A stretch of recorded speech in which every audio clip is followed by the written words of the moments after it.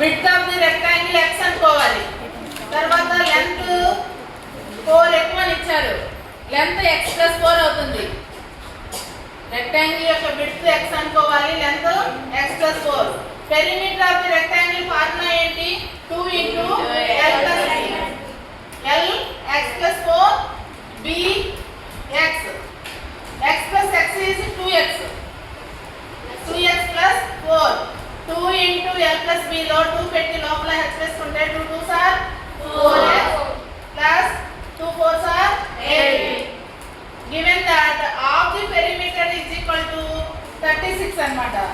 half అంటే 1/2 × 4x + 8. దీనిలో 4 common తీసాం. 4 × ఇక్కడ x మిగిలింది. 8 లో నుంచి 4 తీసేస్తే ఇక్కడ 2 మిగిలింది. 2 4 లో 2 టైమ్స్ పోయింది. 2 × x + 2. ఈ రెండిట్లో 4 ఎక్కడ కామన్ తీసాం అసలు.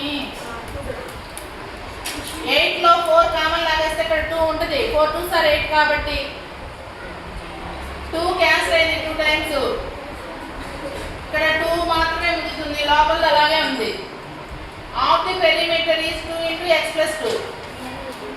హాఫ్ ది పెరిమీటర్ 36 అని ఇచ్చారు. 2 × x + 2 = 36. x + 2 = 36/2.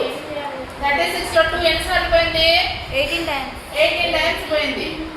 x = +2 = అంటే -2.